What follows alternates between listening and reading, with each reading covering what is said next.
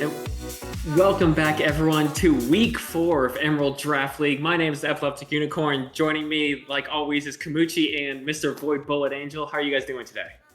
Doing pretty good. We have an interesting game tonight between Feast or Famine and the Lions. I am sort of mixed on these teams. I usually favor the Lions, but these teams are, ever since the trades, I'm not exactly sure how the balling is gonna go. That's my highlight. All right, Void, any opening thoughts before we get into predictions? Not a ton. I'm just excited to kind of see how the match goes. Kind of along the same lines as Kamushi with all of the trades and everything. Kind of see how everything works out. I'm very curious to see how our game goes today.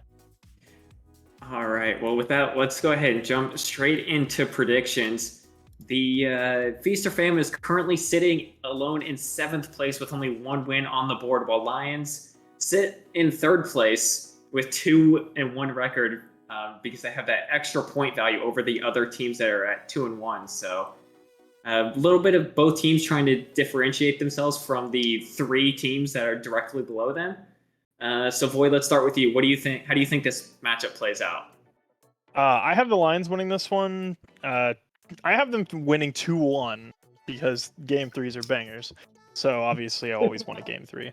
But I just think the consistency from the Lions kind of bot side and their mid can probably at least make it tougher for Feast or Famine to kind of control the map, in my opinion.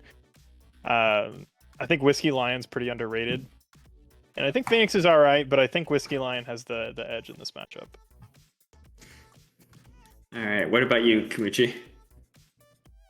So I'm always favoring the Lions ball lane. So I'm agreeing with Void here, and that's gonna be the highlight of seeing how these trades have affected the bot side, because I know last week around Lions did struggle in the top side quite a bit, but their balling still played pretty consistently.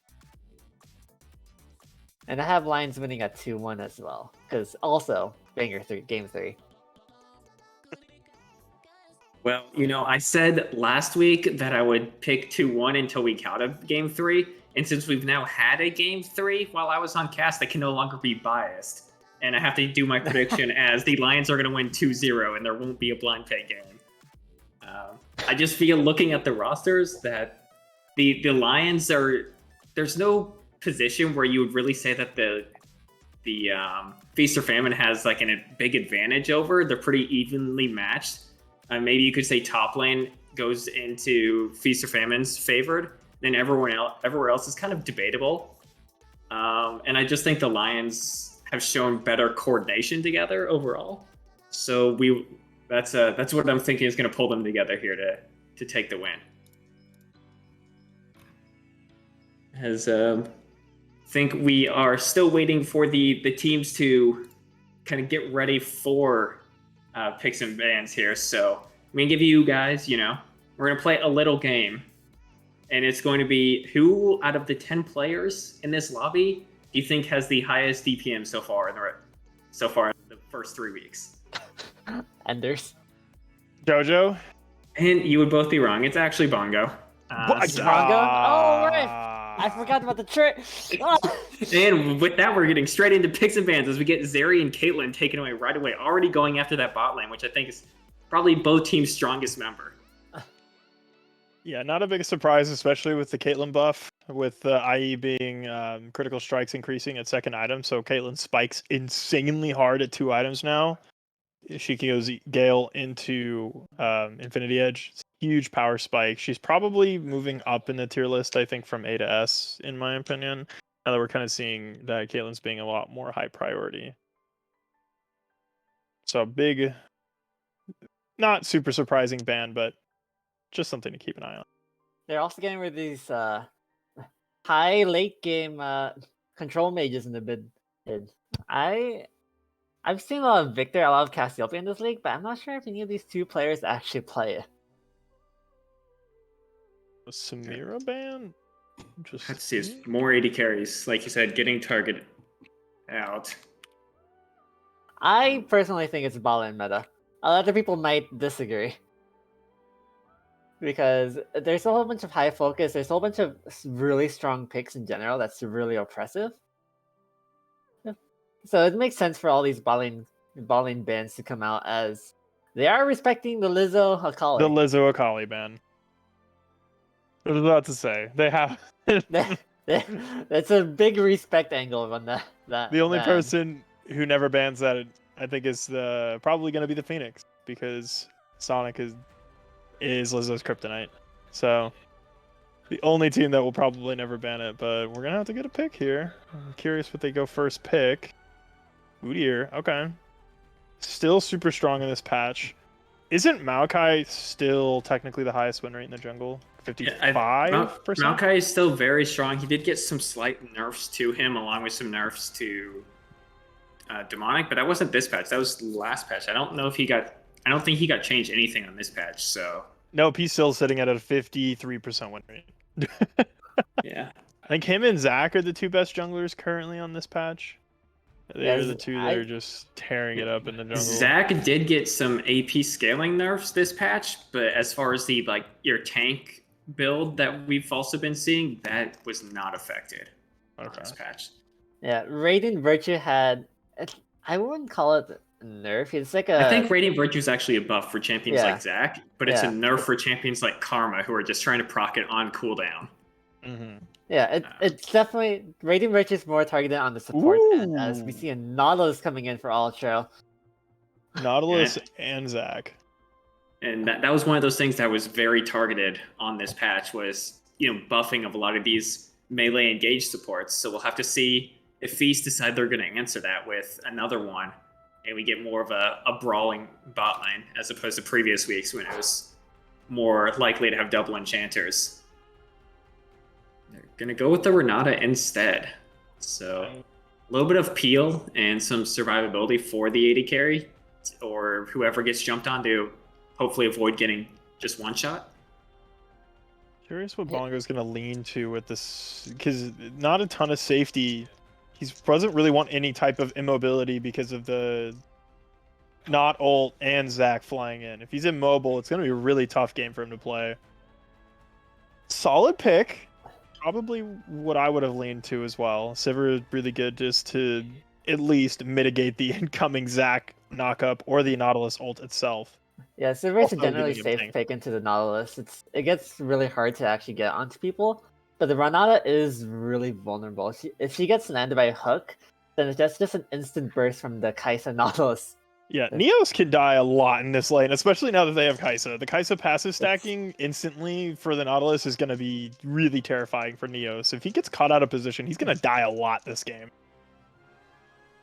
Yeah, that could definitely be something we need to keep our eyes on. Is if he gets caught out, that's going to be a lot of damage coming off the board for Feast. So we'll have to see as we get a couple more bans and some more Lizzo bans coming out as the set gets taken off the table as well, along with that Orianna taken away from JoJo. Looking at what's picked here so far, what do you think should be kind of the picks that the teams are looking for to round out their drafts? You want to go ahead, Kamishi? Well, I'm assuming for Lions, they're just going to go full beef and try to get something safe for JoJo. Whereas I feel like Feast or Famine needs more early game presence. They have a lot of like these passive late game characters at the moment, and Udyr sort of needs sort of like a leeway to help him into the mid late game. So I think JoJo could do Silas here. I kind of Silas is still really good, but they also could just hold the counter pick. But they need more damage. Realistically, they've got the front line and they've got the hard engage, and Kai'Sa follow up is great. So they just want some other champion that can go in with them, just to assist in the hard engage. Oh, more beef coming out of top. All right, Okay, so we you got definitely need a hyper carry mid laner. It's a lot of HP to chew through for the Sivir already. Udyr can definitely help out with that with his, max health, damage shred. But, typically the Udyr versus Zach Mundo, I think Udyr is going to lose that frontline battle. So we'll see what Feast are going to end up going with. Going with a Yorick pick here. So committing to that split push and hoping Sivir can, kind of just wave clear in the 4v4 in. We'll have to see. I will say, as a Sivir player myself, like, it's a pretty juicy team to just spam W into and kill Kai'Sa without ever touching her. The amount of ricochets you can get off in a team fight are going to be nuts. The later the game goes, the more dangerous it is going to be for the Lions. Okay, and then we get a Swain. I'm confused. We are very familiar with it. this Swain. It's a really beefy front line. It's really hard for the enemy team to walk into, but I'm not sure about the Swain for this comp. I don't think he can survive. Yeah, I was expecting something more... a little more damage heavy. Yeah. Like, if Ishan had a Nazir, that would have been really good. And Ari coming in for Yezi Jojo. Okay. I have concerns that Lions comp can't kill anything after a while, but if they take the early lead, which I'm not exactly sure. Now, Udyr definitely has the advantage in the early game in terms of like clearing and looking for ganks. Zach's early jump range is just so short that you have to like kind of walk into lane or go off of very short walls to make plays early. You don't exactly have vulnerable laners either. Like, bot lane's going to be decently safe. Probably the best gank is going to be bot just because you can get onto the Renata with the Nautilus. But besides that, mid's relatively safe. Top lane is York, so he can protect himself decently with a well-placed W. And also he can just turn and kill them, because if they don't have the damage to kill him fast enough, like, he's just going to chew through that Mundo instantly. So it's a little dangerous. I like Feast or Famine's comp more than Lions, but that's my opinion on that one. What do you guys think? Richie, go ahead. I am in agreement. I like the idea of the Sivir. I like the idea of them scaling into mid and late game because they have a lot easier comp, in my opinion. Lions has more high execution, and I always go with the theme of whatever is easier to play, especially in draft leagues. They will usually have a great advantage. Yeah, I'm along that similar thinking. What do you think, Unicorn? I think it's just going to be really hard for Feast to actually, team fight once you get later on if the Yorick can't put enough pressure to just win outright in the 1v1. It's going to take a while for Sivir to actually chew through this HP. And, I mean, Kai'Sa should be able to get through this kind of half front line that Feast have pretty quickly, along with the amount of CC and setup that between Nautilus and Ari bring.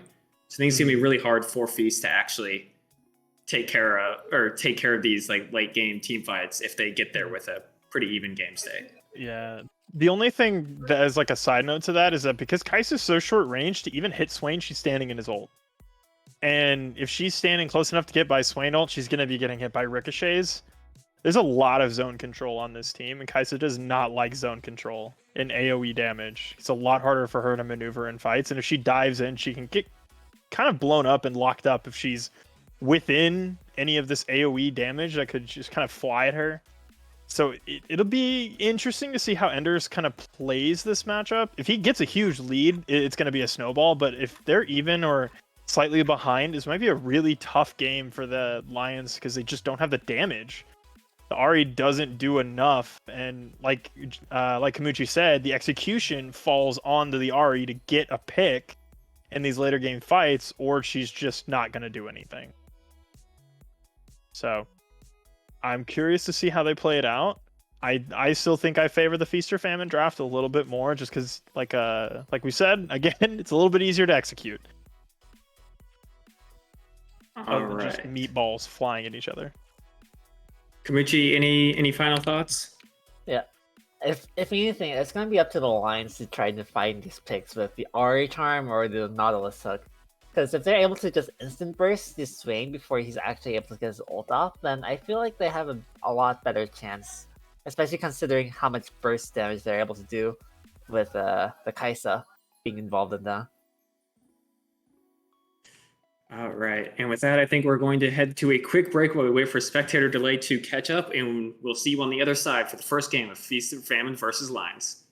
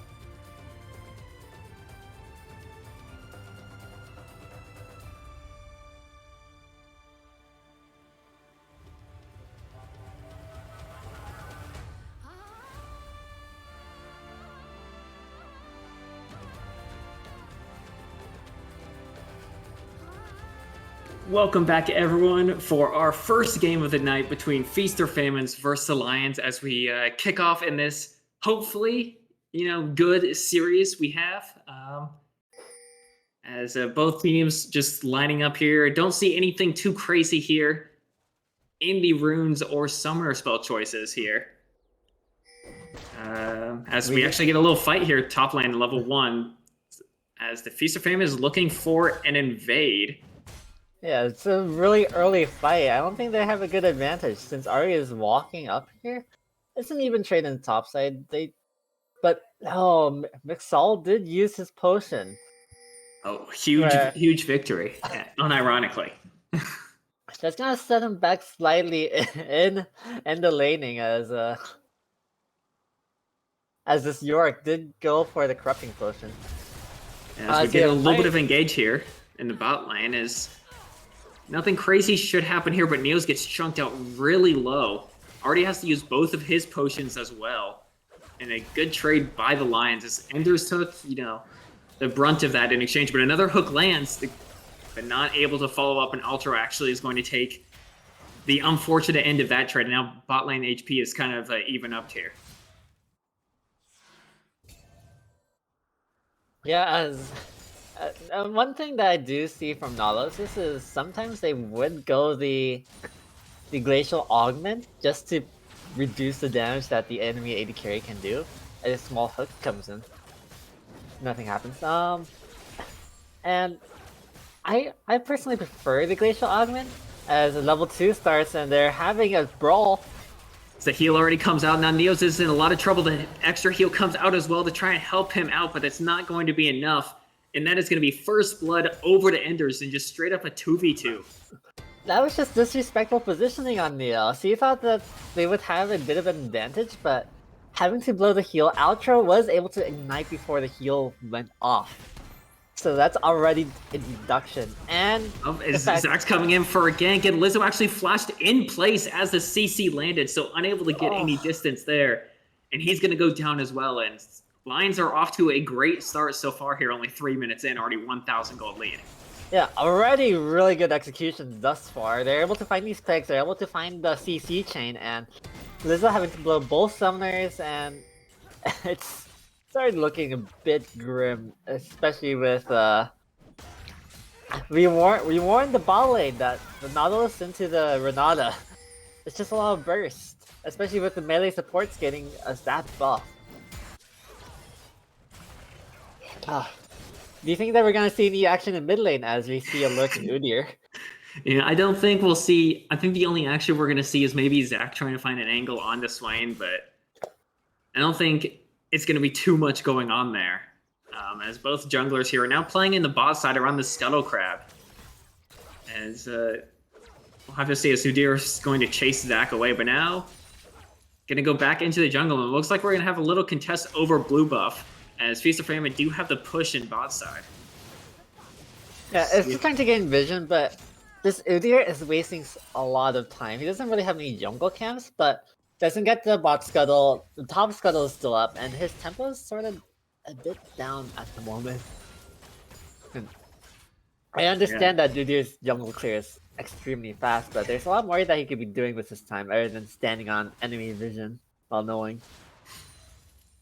Yeah, he is going to recall here and actually Dark Seal first item, so we might see a more AP focused Udyr here instead of more of a AD or full tank build. So we'll have to see where he ends up going with that one.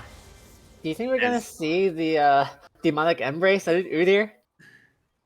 I honestly don't know. I have not paid any attention to Udyr. I don't know what the normal build is. It seems like it would be, definitely something to be considered, and go more focused on, on powering your R to deal with these frontliners with a more AP build. But we'll have to see if that is in fact the direction he decides to go with. Yeah, Phoenix really going the Phoenix route on Udyr, right? Yeah, something like that. Cringe joke right there. All right, things have slowed down a bit here since our first 3 minutes where we got 2 kills in 2 different lanes. It's been pretty quiet since then. If we take a look at the CS, it's almost dead even across the entirety of the board. Really, just the kill gold is what separates these 2 teams at this point.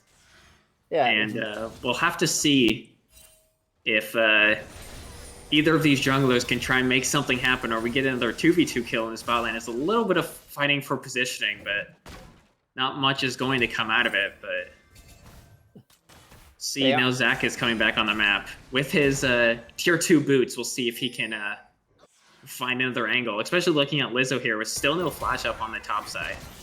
We'll see if that's an angle he can exploit. I like to note that it is Lucidity Boots. A lot of people are valuing this item a lot more recently, especially since it's a cheap item, has a lot of good stats. You get a whole bunch of summoners a lot faster. But he is sacrificing the tank stats that you get, so we might be seeing somewhat similar builds coming in from both junglers. Because Zach is able to sneak into Alcove. I love Alcove gaming. They usually never expect this. We have both junglers squaring off in bot side here, but it looks like Udir's about to leave, and now Zach goes in, but he misses the stretching strike, and is going to have to disengage, but now Udir's here stunning up the Nautilus, and he's going to have to flash away for his life. Udir's just waiting for that stun to come back up before he runs back in, but it's just not quite going to find it, but does force multiple flashes. And now Ultra actually lands the hook to go back in, but I'm not sure he actually wanted that, and those ricochets are doing so much damage as Bongo gets the kill, and that's going to force Whiskey Lions flash out again, and 3 flashes down now for the Lions. And Ender might not be able to catch this wave. I think he might have to leave, but JoJo has come down to try and support this to prevent any sort of dive. Wait, just a slight overextension by Ultra.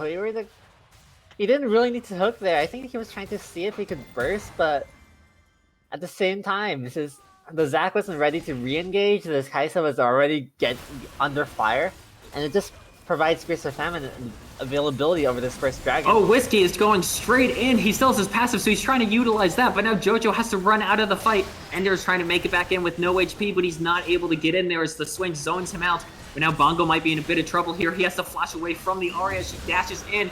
Udir does finish off that dragon, but now Ultra once again just left out to dry with his team. He's just going to go down. That's going to be another 2 kills going over to Feast or Famine, and the dragon, but Enders isn't done. He goes in, and looks like he's going to trade back a kill 1-for-1 with this Udyr, but gets himself a little bit of more money, but I'm not sure if that was the optimal play there, as Feast or Famine's really come out on top there. Yeah, I was saying during draft, this Udyr needs a leeway into the mid game, and already having 6 stacks into Darksteel, 2 kills underneath his belt, a dragon secured underneath his belt. Sure, I think Enders was trying to even up the gold in the ball lane, but I don't think that's really worth, especially since how big of a threat Udyr can get against their team. Whiskey is trying for something in mid lane. Ishan should just be able to walk this one out with the last bit of mana. He roots up the Aryan.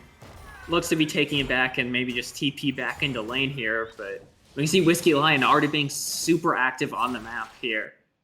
And, that bot play didn't quite work out so well. The dragon play, I would say, probably turned out worse for them, but still looking for a play. And now looking up towards topside. Lizzo does have his flash up now, and we'll see if they find the engage here as he does land and pops that ult. And now Lizzo is on the wrong side of this trade here. Tries to flash away, but gets hit by the stretching strike anyway.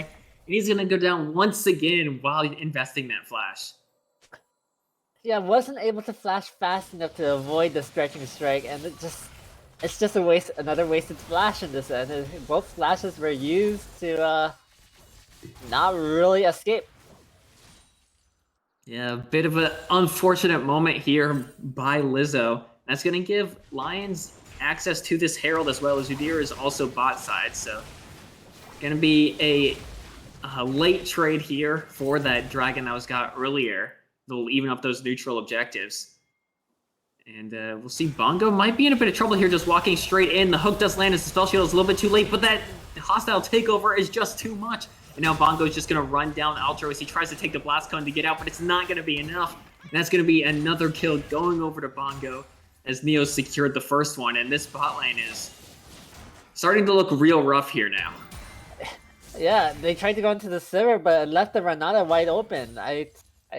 I mentioned that the Renata is target to go after at this point in time, but as his bot lane has now gotten the lead, they have it's gonna be almost near to impossible to fight them without the assistance of a Zac or their Ahri roaming down.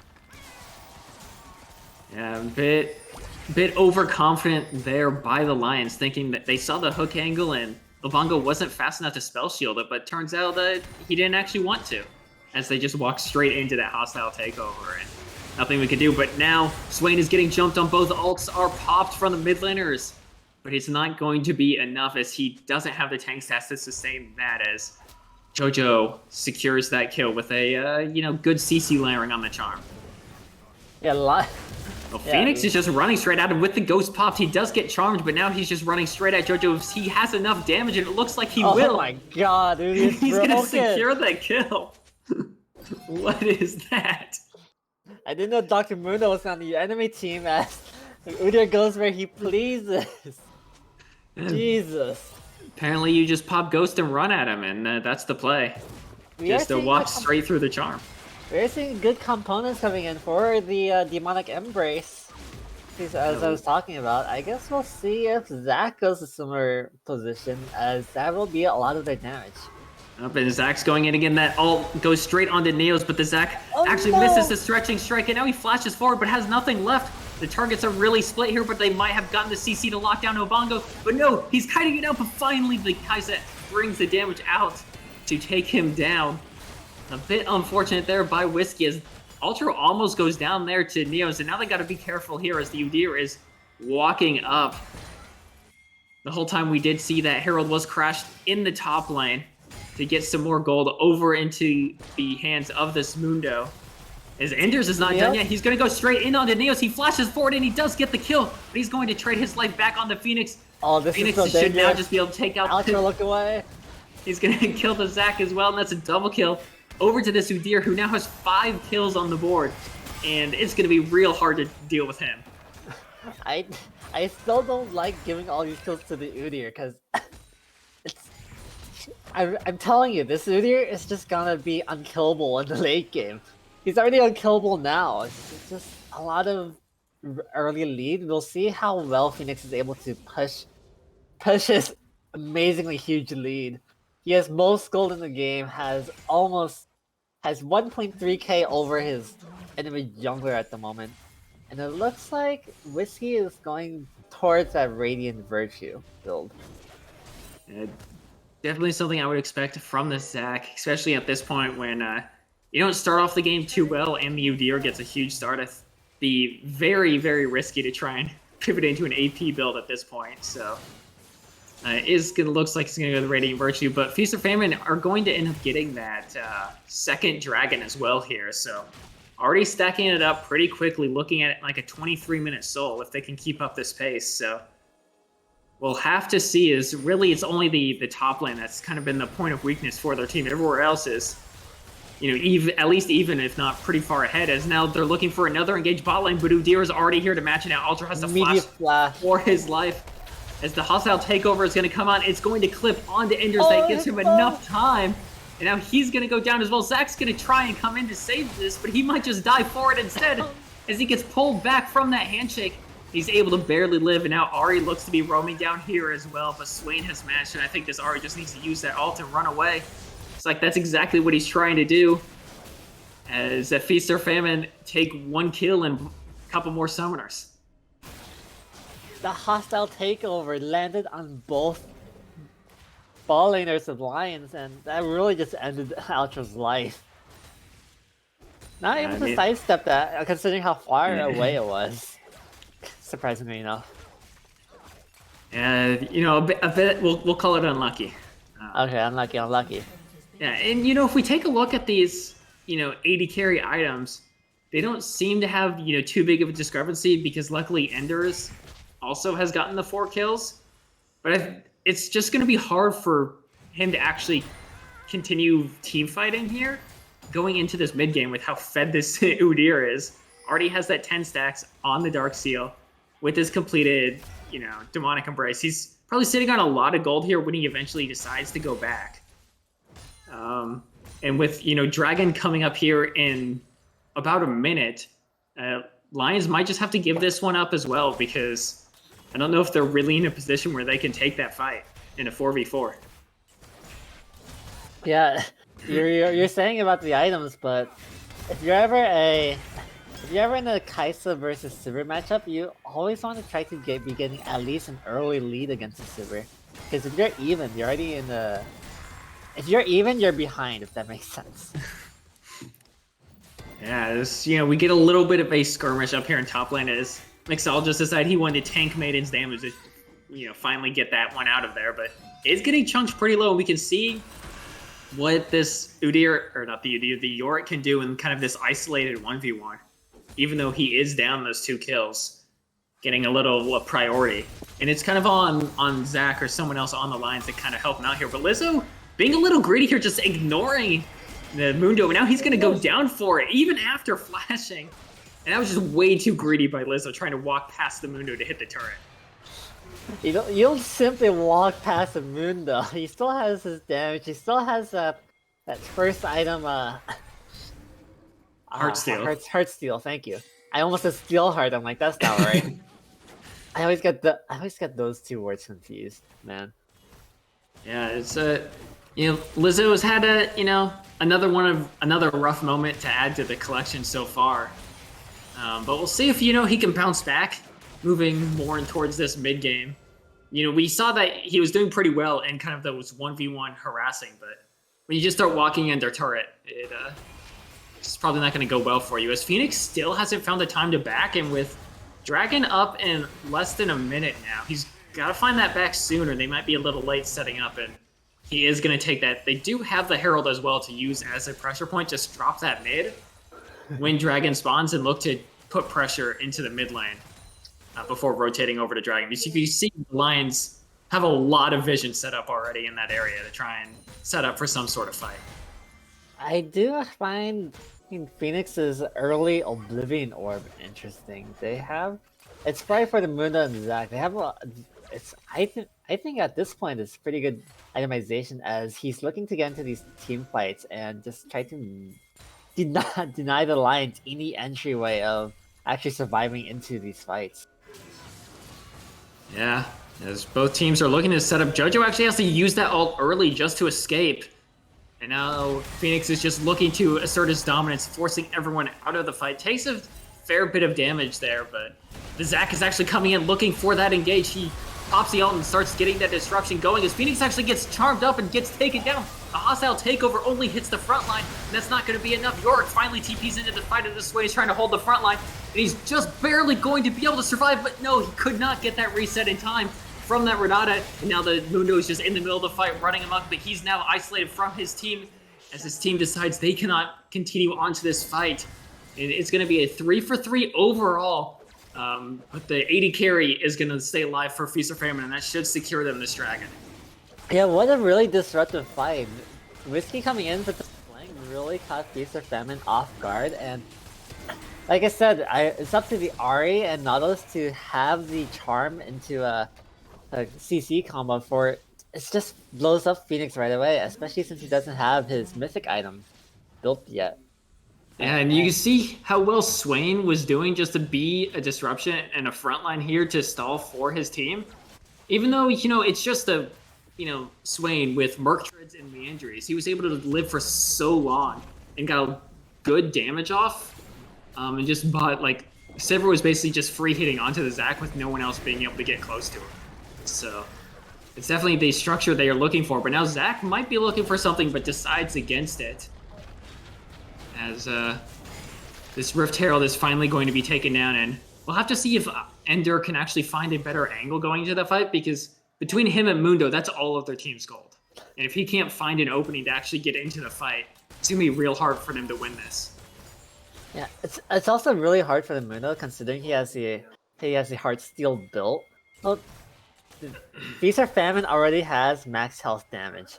They have the Liandry's, they have the Demonic Embrace, they have the Kraken Slayer to just keep shredding this Mundo. Alright, but actually Zac finds a pick onto Lizzo. Once again, the Kaisa comes flying in. Lizzo looks like he's going to be taken down with no flash. He's just trying to trade it back, but he's not going to find the damage.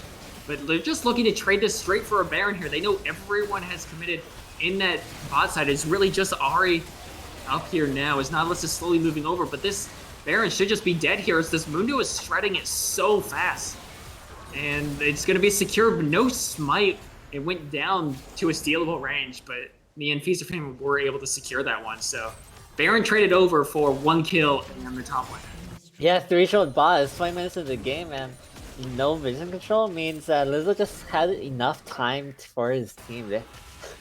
There's so much shredding in Feast of Famine's builds right now. They can't really afford to sacrifice Baron like this. Yeah, and they already had some, limited wave clear options as Mundo is actually looking like he might be in trouble, but enough members of the team were there to back him up. But the Lions wave clear isn't all that great. Kaisa and Ahri aren't the best champions to wave clear when they aren't able to walk up to the wave. And with Baron empowered as well, they should be able to get a decent amount, see if they can clear out some of these at least tier 2 turrets. But for now, are still looking for a little bit of resets here and haven't quite all gotten coordinated onto the map to start a push going.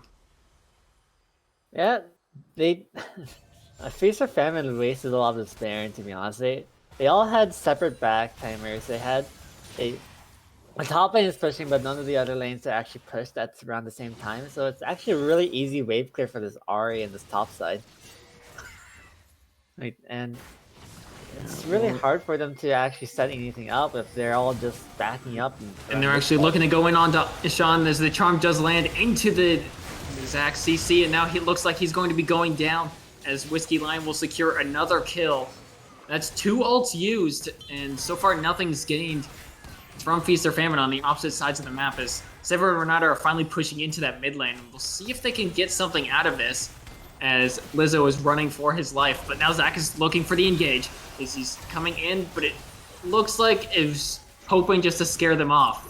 And doesn't quite manage that as Phoenix is actually just walking straight into that 1v2, knows he's tanky enough to survive this damage as Enders has to jump to the other side of the map, but he actually gets clipped by the hostile takeover, but he lives with 1 HP as Renata was not able to finish him off, and now Bongo tries to find it, but he's not able to.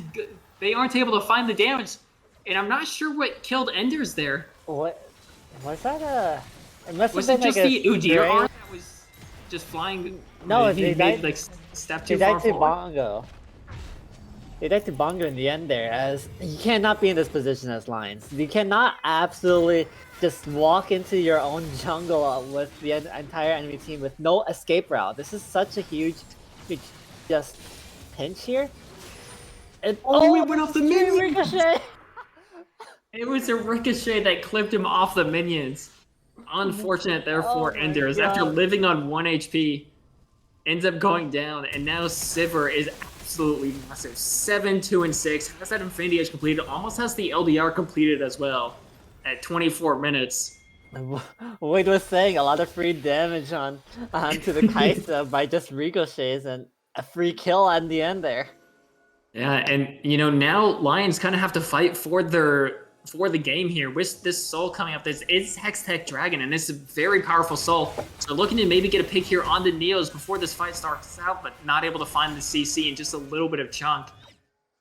But with this 4,000 gold lead for the Phoenixes, they really have to find and try and isolate someone as they're going straight in onto the Swain, who gets charmed up and just immediately gets blown up. He does have lasagnas. They didn't use any CC, and now Lion is the only one who gets hit by that hostile takeover as now Mundo's trying to flank him out in the backside as that Malasol comes in onto Sivir as Lizzo is trying to frontline for him.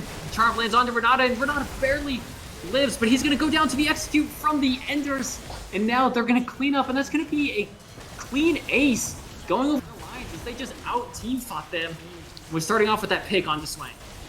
Yeah, the Swain just being out of position there, he literally does nothing in this entire fight. And having this pinch here, Niels should have held his hostile takeover, to be fair, as there's a whole bunch of room you want them to be going into you, but this pinch by the Mundo, the pin, and there's just so much CC going out. Yeah, and it's important to note there that Phoenix decided he was going to chase out the Mundo, and went all the way out of the fight. And as soon as he's out of the fight, there really isn't any sort of front line left. There's a Yorick. Oh, the gold lead. It went immediately to the opposite side. All the shutdowns, all the objectives gold. That's a huge gold swing coming in for Alliance. Yeah, and you know, this is kind of definitely much needed gold that the Lions needed. They were, you know, they got the dragon. They won a super clean fight, getting a ton of gold. They were able to disrupt that soul for at least another 5 minutes. And now this, you know, Kaisa is now at 3 items as well. So really that gold lead between the 80 carries is gone, and the Kaisa's a little bit ahead now at this point. So we'll see if, you know, he can continue to find those good angles. And if, as long as he can avoid getting clipped by those Renata ults, it should be fairly good for him to just kite backwards, because the only threat to him is really the Udyr running straight at him. And as long as Nautilus is there to protect him, you know, they should be able to just, you know, kite back and chew through his HP over time. If Famine does have the early Baron control at the moment, as it is spawning up within these next 10 seconds, it's gonna be another explosive fight, and I still feel like Lions has to find some sort of pick or CC chain coming in. But Famine now realize that there's a lot of gold went over to the Lions. They have to play these fights more carefully. As Neo's walking in here is the most dangerous. This is very dangerous here. Zach is looking for the engage. He's going to go straight in on the Neos, but Enders walks straight forward and tries to 1v1 it onto a bongo. But Phoenix was there to counter it, and that's both 80 carries down. Now Phoenix really doesn't have a threat right on him. The Swain has popped the ult to go onto Ultra. The Charm just landed, and now Ashana is isolated Ultra, and he might be in a bit of trouble here as we're really split. But the Yorick this whole time is just splitting in top lane, taking down the inhibitor turret. Ultra was going to go down as well, and now the hostile takeover comes out and it clips both of them. But it doesn't look like they're going to have the follow-up to continue on to that. But this whole time, Yorick has taken the inhibitor as well. He's going on to Nexus turrets, and they still haven't figured out how to get someone to go back for him. Finally, Zach is there to try and stop him, but I'm not sure that's going to be enough. They're still looking to stop the recalls as the Mudo is doing his best to try and frontline here. As we take a look into the base, and Lizzo looks like he's going to be fought off by Whiskey Lion here. But we're still fighting in mid lane here as the Charm does land onto Phoenix. In the Renata revive doesn't quite proc in time, but in the end they will take both of them down. And I don't know what just happened there, but if Enders decide to start it off, but we're not even done. As Sean, he's getting jumped on. He lands a CC onto Kaisa to try and stop that follow-up, but Whiskey Lion, he got interrupted on his jump, and that should be the end of this fight. But they might try to rush Baron here, as looking these low health bars, as Enders just goes straight in, using his ult once again, getting straight into that backline, taking 2 kills down. It's now Bongo wants to continue with this fight. He's just destroying the Zac. He's walking straight past Enders, just ignoring him, and he gets taken down. And he just trades it for the Zac passive. This should be a free Baron going over to the Lions. Only Lizzo, but Lizzo has TP. We have to be careful with those minion waves in the base. But it looks like Lions are going to be able to secure this and defend the base at the same time. Yeah, what a wild fight. It went from Enders 1v1ing Bongo into Enders being able to respawn and clean up the fight at the end. Both 80 carries died twice in that fight. That's normally not something you see happen in a team fight in League of Legends. Kaisa only died once, okay? She profited. No, she died twice because she traded the 1-for-1 originally. Oh, I guess true, she didn't die the second time. Yeah, she didn't die the second one. Alright. Almost died. Almost died. There's the word we're looking for. Normally when both 80 carries are dead, the team fight just kind of fizzles out and stops, especially when it's just a bunch of meatballs on each side. But both teams just decided they wanted to keep fighting until their 80 carries could get back. they were playing at a knife's edge. All honestly, if Bongo had started the fight just auto-attacking Enders, I'm pretty sure he could have just cleaned up afterwards, because what does Zac have that kills Bongo in the end? Yeah, but now they're looking to get onto Zac here, forcing that ult out early on, and he's going to have to run away from this, but he's already super low. The Locket has to be procced, and it's not going to be enough. He goes down to the burn. As now there's JoJo's ult as well being used, and I don't see how the Lions fight for this anymore. Mundo also doesn't have TP. He's stuck up in top lane. Yeah. It's just a free soul going over to Feast of Famine, and a huge blunder by the Lions after their, past 5 minutes of comeback heroics, just handing over the soul over to Feast or Famine. Yeah, they couldn't get back in time to set it up, and I didn't really see where the positioning was, but Zach being caught up there, it should never happen at all. I guess they were too busy looking at the York and his split positioning prowess. We will have to see if Feast or Famine are able to close this game out with the acquisition of this Hextech Soul. Lions do still have Baron buff for a short while, but McSal's just walking straight into them and has to flash away. These tanks are overconfident without their carries. The amount of disrespect coming out of the Lions tank line is a little extreme here. As now the hook lands onto Bondo, but he's able to get away from it just in time. Is able to flash away, but now Enders goes straight into the back line and executes him as the Swain is taking up for the front line and is going to trade his life 1-for-1 as Enders actually takes down Phoenix. Now the Renata goes down as well, and that's a triple kill going over to Enders, able to ult into the back line and just take out the rest of the team. Holy cow. That was such a good hook, blowing everything that Silver has almost immediately, and still having the proc up for Kaisa to actually go onto the backline, burst them out, and this Kaisa has 16 kills, has 4 items, and there's the beast. And they're not going to be able to quite end off this. It doesn't look like they are trying, but it's 10 seconds up as Lizzo is looking to defend. He just has to take out the cannon minion, but he isn't going to do so. But now Swain and Sivir are going to be up here soon, so it looks like the Lions are going to have to back away as Mundo cleans up that wave that was crashing into topside. And neither of these teams seem to want to win or lose the game. Whenever one team falls behind, they do enough to get back into the game, and then they immediately throw it back to the other team. Well, now JoJo's looking for a pick here. He doesn't quite have the damage to finish off Lizzo, and now he might die for this. Udira's going to decide not to run him down. So overall, just ult used by the Ahri, but no one goes down. Yeah, Go ahead. I'd like to note that there hasn't been too much farming going around. So initially when I said that Swain needed the Zanyas, it's been approximately like 12, 15 minutes at this point where he's still working on his Zanyas. He's had these 3 items for so long. Yeah, if we had a combat time tracker for the past, 12 minutes, I'd say it would probably say these teams have been engaged in PvP combat for about 80% of that last 12 minutes. Yeah, imagine farming minions.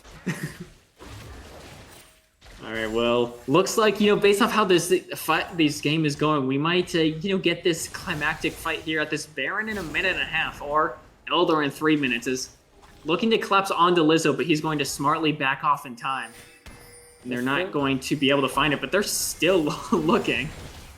Yeah, they're on the warpath currently. All the waves are being pushed out, so there isn't too much to gain here. If anything, I feel like a lot of vision should be going towards a Baron setup. All right, well, there you go. Ashan has now completed the Zonias, so we'll do a bit better in terms of frontlining.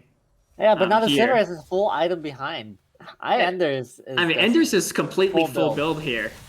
If these fights keep playing out how they are, with everyone diving in and Sivir's trying to just hit from the back line, the Sivir needs to make sure he has 0 plasma procs to let Enders actually jump in, because there's going to be no one left to help him, and he does not win that 1v1, as we've seen multiple times.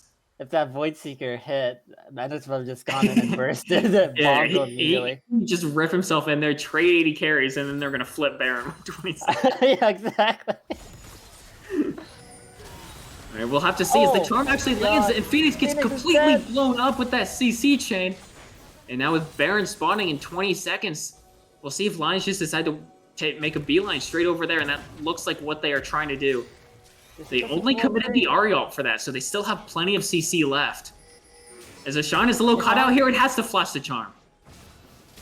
Yeah, I think you just farm it up here. You don't have to do anything. You definitely scale. Well, at this point, it's hard to say who scales. You have to wait for the Swain. You have to wait for 2 items for Swain and 1 item for Sivir to actually be able to get through with all the front lines. And you can already see the AP build for Udyr not working out too well. Yeah, I mean, if he gets hit by just a little bit of CC, that tankiness that he had in the early game, just from being ahead of the curve now, doesn't really exist too far much, but they will end up trading this bot lane inhibitor for Baron, as now the charm lands on Neos. He's getting forced to run here, is flashed away from the Ahri, but now Lizzo might just get permanently slowed here by this Mundo throwing chairs at him. But the Mundo is struggling to get past this Maiden, and that should be enough to disengage. But now Kai'Sa's coming around the backside. He hit the Void Secret, he's gonna go straight into a Mundo. He takes him out! AD carry 1v1 once again goes in favor of Enders. Told you it was gonna happen one of these times. It just gives free reign over this Elder Drake setup. A Baron Elder Drake? It's gonna be impossible for Feast or Famine to actually defend against that if they even try. Yeah, this Elder Dragon looks like it's just going to go over for free with no contest. There's no way you can win this 4v5 fight without Sivir. So they'll just do their best to try and, protect the base from this buff, as Mundo's just going to commit the TP up the top side to stop Lizzo from getting too much up here, but has to be a bit careful, but shouldn't be in too much threat of getting dove, especially now that Elder has been secured. And now they just need to, group up and run it down mid. Yeah, pretty much. That's Lion's game plan is group up, run it down mid, and Feast or Famine has to believe that Enders will end. That's all well, we've seen both teams do it before, so definitely don't count it out. Happens. You never know what happens. As they're trying their best to fight this for this tier 2, but not trying too hard, just gonna give that one up, as Lions do have to be a bit careful here. Just don't walk into the 4v5 and get caught too quickly. Wait for Mundo to actually get some pressure here, but looks like they are doing just that. Clearing out all the visions in the jungle, making sure there's no flank TP for Swain to come in on or anything. Looks like they might just group up and push it down mid lane here with this Elder and Baron buff and, try to end the game on this push. Not sure what Feast or Famine can do here to combat this. What's their angle? Their angle has to be a perfect Renata hostile takeover so that Enders kills his team for them. Okay. Well, the Nadas is just gonna go straight into Ashan. He gets his Zanya's off in time, but Enders is diving straight onto the backline. Executes the Sivir, I thought, but I don't know what happened there. I saw the animation go off, but he doesn't go down, but he's gonna go down now, but Enders is almost dead. He's still putting out a ton of DPS and takes down 2 people with him as well before it goes down, and now it's just Lizzo trying to protect against 3 members, and that's going to be possible. Tanks. But they're just going to ignore him and hit the Nexus here. Lizzo's trying to go after Zac, but I think it's Mundo that's going to take down this Nexus. It's not the fastest pick here. This is going to be the end, as Lions are going to take game 1 in the series versus Feast or Famine. Wild. Jesus. Ender has a nice edge, as we like to call it, in the ball lane. He will always play to deal as much damage in all these team fights. Doesn't matter if he lives or dies. I think Enders might have taken it personally that someone didn't rank him number 1 on the power rankings. Now, I'm not going to name any names. And I'm not going to name any names of the people who said Enders should have been number 1. But I think from context, people can put it together. All right, and with that, we're going to take a quick break as we wait for the teams to get ready for Game 2, and we'll be back shortly after this quick break.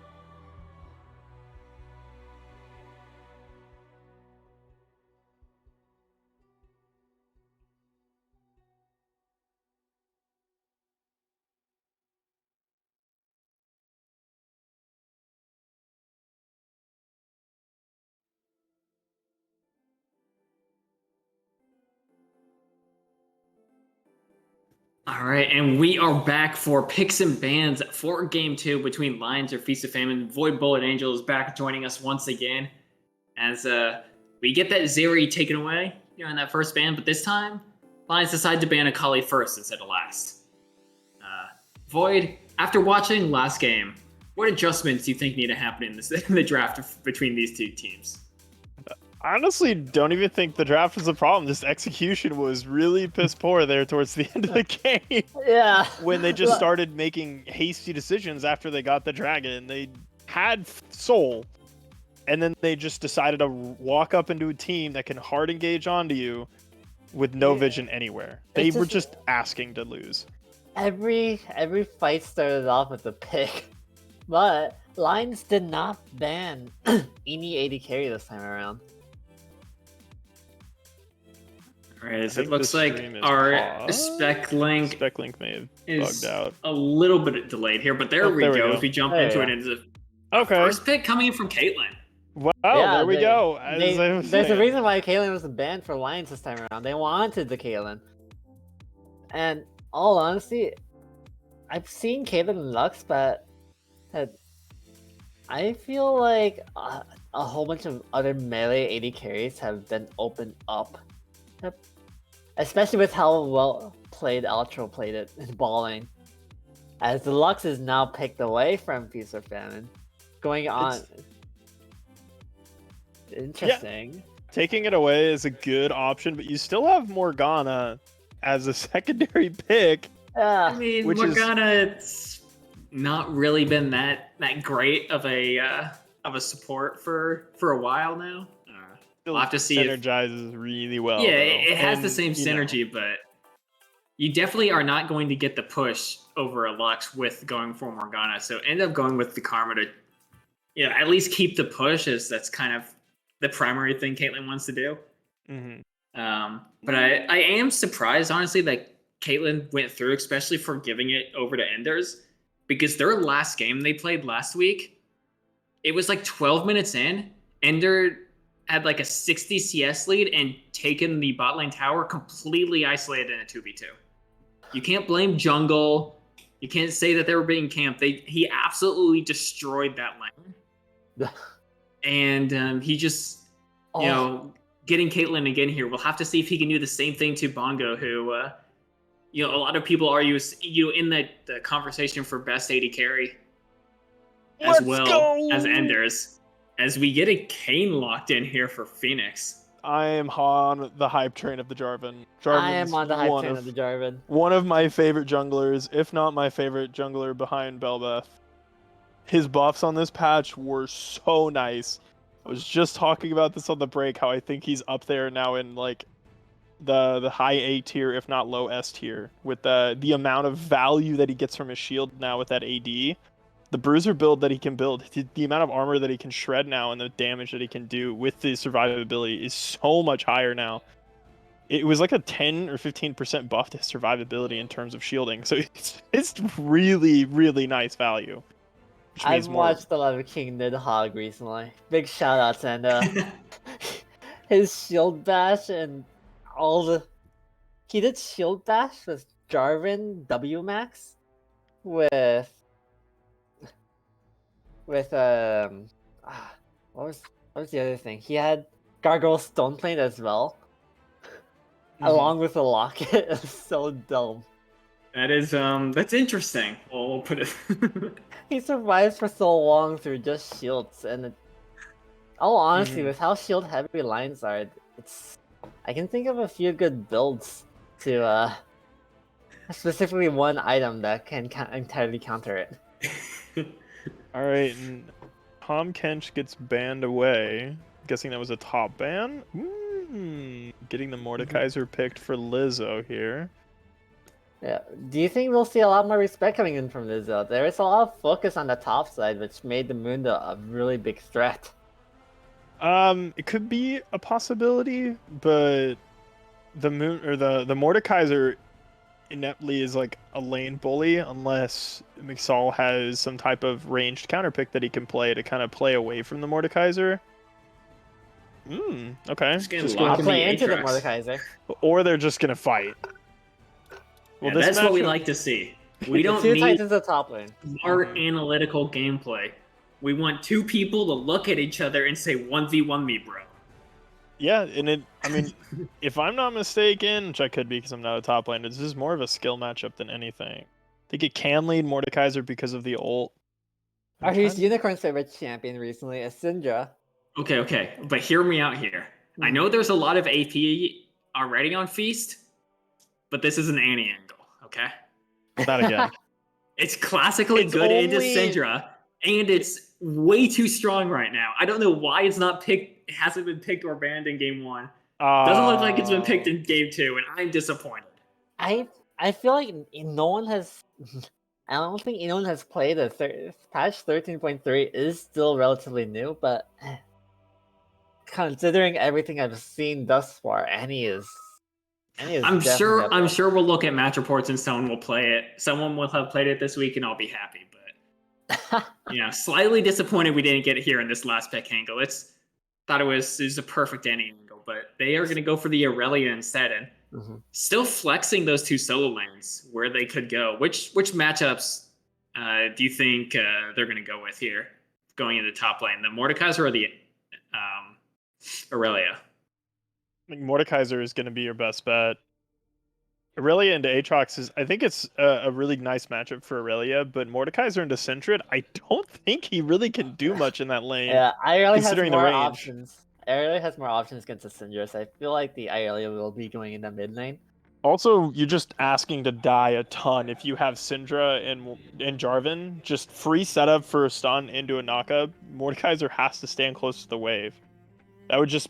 And I mean, it could still be the same depending on how Ishan plays the Aurelia, where he's playing close to the front line, looking, fishing for the E to get an all-in onto Jojo. But if he fails and gets stunned and Lion's there, he just dies. And at some point, Syndra can just shove the wave, and Aurelia can't do anything, and it just becomes a complete problem. I did have confirmation it is the Mordekaiser versus the Aatrox. Okay. All right. Well, I know we kind of glossed over. We talked a little bit about it at the beginning, but then we got distracted by the other picks here.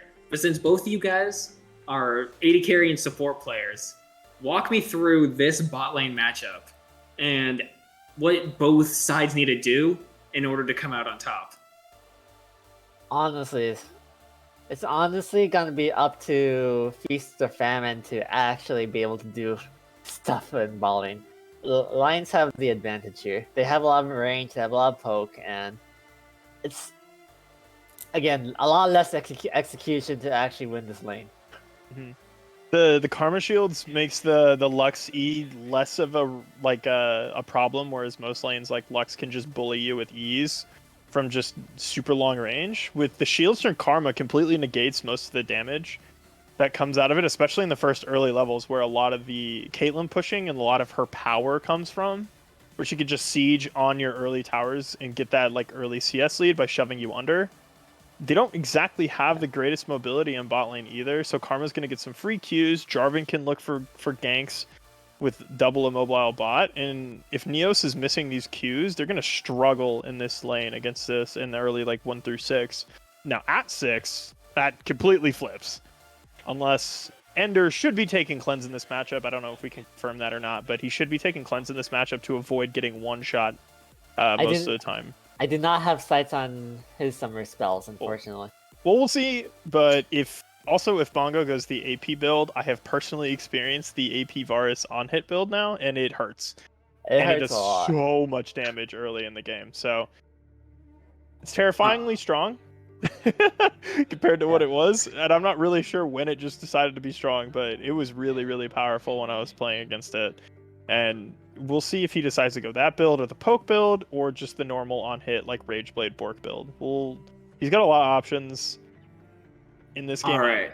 He could go into either or. Real quick here, give me predictions how you think this game's going to play out. I'm a Jarvan lover. I'm going Lions. Yeah, All right. I like Lions a lot better. It's a lot harder because I feel as if all eyes on the jungle to actually make things happen. And it's a lot easier for a Jarvan to do things in the Kane. Both teams are really brawly. Both teams have a lot of skill matchups. I give the advantage over to the jungle for Lions. All right, and with that, we will take a quick break, and when we come back, we'll have Game 2 between Feast or Famines and Lions.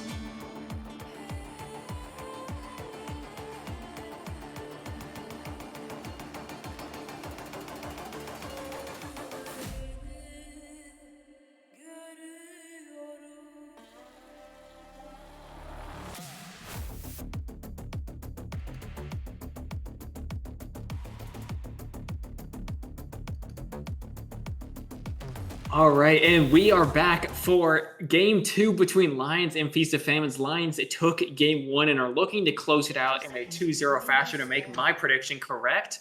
Or will Feast or Famine, they can bounce back here and send us to a blind pick Game 3. As nothing too interesting here is starting off as this level 1. We do get confirmation the Enders did take cleanse like Void Bullet Angel wanted to see. So that is a good sign as we have an Ignite coming out of the Aurelia with the TP with the Syndra. So a bit more kill pressure there from the Aurelia in this mid lane. As we may have hit up. There we go. Okay, there's all eyes on the bot lane. They're already prepping to get the early fight in. And it's especially beneficial for the Caitlyn, considering she has bush advantage as well. All right, is this how the game ends? Just level 1, they face check into this bush. I sure hope not, because I want my 2-1 prediction. I mean, good for Lions. I'll still get in that prediction, but hopefully. Right. They haven't showed yet. They're just walking straight into it. Neos is gonna show that he already has the flash away, but Ender's flashes straight at him. One more auto attack. That's all he needs. He burns the cleanse to try and get rid of the slow, but it's not enough. And now Bongo, he's gonna have to walk away. And Q barely misses. And they're able to disengage, but that's both Feast or Famine bot laners pushed back. But they did trade positively on summoners. I just don't know how you can continue lane when you're both at a 3rd HP. Well, you see, there's something called support players having pots, and I think Niels also has biscuits along with his runes. Neos has already used both of his health potions as a stun lands into mid lane, getting a little bit of trading there by Ashan. This is what you call the oppression ball lane. Yeah, 2 potions used by both Varus and Lux, already pushed on their turret. Obongo still has that 1 potion and biscuit left. And we'll see how well they can hold up in this disadvantage they've found themselves in. Because it's going to be real hard for this Kayn to bail them out. As Aurelia is looking again for an early trade, but Lion is here. The stun lands into the flag and drag. He's trying to get that auto attack damage down, but doesn't look like there's enough follow damage, and Ashan just walks out there. Doesn't have to burn any summers, but might be forced back to base, or have to rely on that Doran shield to kind of heal himself up there. Yeah, I think the lane is pushing towards him, so he'll have somewhat of a better time to get the CS before he leaves. But he is completely out of mana now here, so we'll see if Whiskey decides just to walk straight back here. He knows this should be a fairly Phoenix is aggressive covering pressure mid. point. Phoenix is looking for it, but it hasn't found it yet. But he's just going to flash straight onto JoJo and force his flash out as well. As now Lion looked like he flashed in, but forced out Ashan's flash as well. So there are no flashes left in this mid-jungle duo. First 3 minutes into the game, we have 5, 6 summoners blown on Lions and Yeah, 3 flashes and a heal off of Famine. I guess summoner advantage goes to Feast of Famine, I guess. But as far as pressure goes, Neo's still eating a lot. Yeah, you know, that's exactly what we want to see. We don't want to see this early fighting, you know? I'm not sure Kane really wants to see that early fighting, but we do. So, got a little bit of trading going on in this top lane, but... When it comes to Kane in early fighting, he does get his form early. I assume that he really wants red... well, he did go for Syndra. He only got blue stacks there, but I assumed that he wanted red Kane in this fight. He does have first strike, I think. That's more indicative of blue Kane, but I think either form can go Conqueror or first strike. So we'll have to see. But he looks like he's going Muramana. So I'm not up to date on the most, optimal current Kane builds, but that to me looks like he's trying to go for blue build instead. Blue build, blue Kane. I guess that does make a lot more sense. They do have Kane is looking to murder the Caitlyn, get through all these shields, get a lot of early advantage, try to burn anything that Syndra has. Yeah, so it does make sense. Definitely be a possibility, especially with the Aurelia trying to dive in with him. It's going to be hard if both of them are just trying to walk at the Caitlyn to actually get on her, so... I definitely like that angle of, trying to be more of an assassin threat.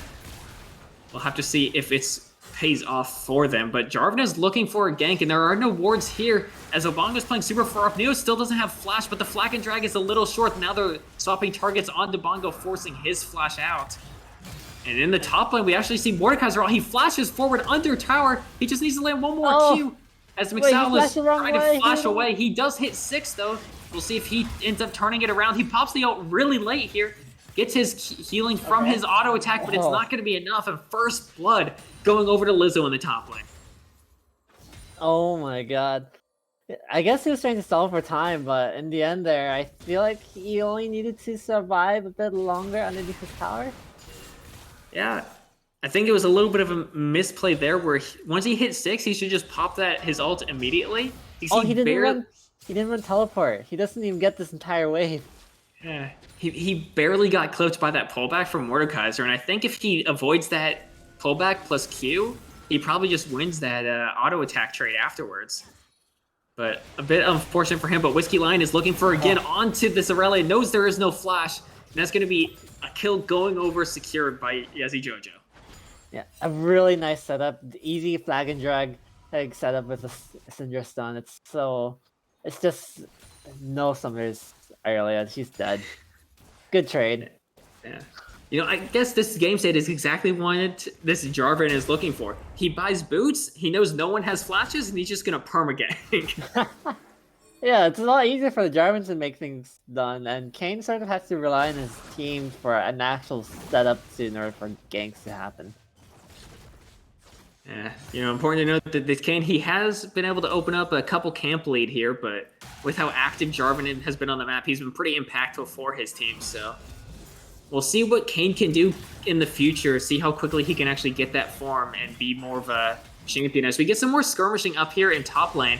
Lizzo's just tanking through all of it. It's so definitely funny. Not afraid there. As ends up being an overall pretty even trade. But if we take a look down at bot lane, it's a 15 CS lead for this Caitlyn. Pushing in this wave, we'll see how much they can deny from it. But you can see here, just 400 gold lead so far. Looking to get some pressure, but Phoenix is looking to get a kill in top lane. Knows there's no flash, but isn't quite able to land enough damage. And that's the first plate falling down there in bot lane. They're immediately rotating down to the Rift Trail there. He might start it up almost immediately. Yeah, there he goes. And It looks like Lion does not want to contest as he is kind of back. Lizzo drops another ult and just goes right under turret, waiting for that Q cooldown. Miss. He misses the Q. He might just go down to the tower. No, he's barely going to live as both of the top laners are walking away with only a little bit of HP, but Mixall has to be real careful here. One ability lands and he's going to die. And that ability lands. There it goes. Lizzo, really nice patience waiting for the Aatrox Q to make him stand in place. He knew that Aatrox wanted to get into the CS, and it's just it's gonna be such a huge experience disadvantage going in, especially since it looks like the Kayn is gonna be dropping the Herald really early on the top side. No. Looks like they might be trying to get this turret. There is, as you mentioned before, no TP. Is now Sean is looking for the engage as Jojo has to flash away. He just needs a little bit more damage, but he's not going to find it as Sean has to flash away as well. Both mid laners out in ultimate and flash, but neither go down. You see, if I were Ishan, if I had my Q still up, I didn't exactly see the cooldown. I would have absolutely flashed in for the auto and Q back to the minion, because the minions were there for an escape. Alright, they The small mechanical things. Quite able to get that turret, but now Mixall is just walking straight into the Kayn, who is still here. He's trying to turn it back around onto the Mordekaiser, but is not going to find it. But does get the ult from the Kayn, but just gets chunked out immediately after walking back to lane. So now we might see a dive here as we're getting a 4-man stack here as Lion has rotated his way over, just pops the ult straight onto Bongo, knows he has no flash, but he goes down, taking too much damage. They are going to trade it 1-for-1 and get another plate secured over to Caitlyn, but not exactly the perfectly executed 4-man dive you wanted to see. Both kills went on the support, so I guess we'll be seeing full AP supports this time around, if they were looking to carry. I would say the support gold going to Lux is better than support gold going into Karma, so... Yeah, Karma it looks like Karma is typically going for a Shrelly's build, if anything, whereas Lux has more versatile options where she can get a few AP items and still be pretty good. Yeah, and she's really going to... There's not going to be a lot of heavy MR itemization on the enemy team, so... She can get, silver lining here. She picks up some gold, becomes an AP threat, carries the game. Yeah. What's really nice about Lux support specifically is the fact that her support item does count towards the mythic passive. Broochers, you can get that early magic pen off of the Ludens. As Jarvan's just looking there, looking for a gank, but ended up just helping shove out that wave. As we get some more brawling in the top lane, Lizzo does have ult. We'll see if he wants to commit to it, and he does.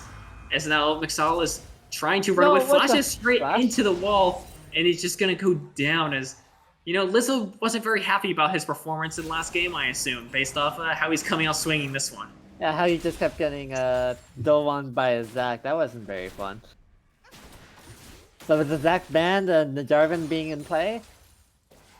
He has 2,000 gold lead in top lane already. He's taking this first turret down at 12 minutes. Make that more of a gold lead. 2,500 gold. He has almost doubled the gold lead from this Aatrox.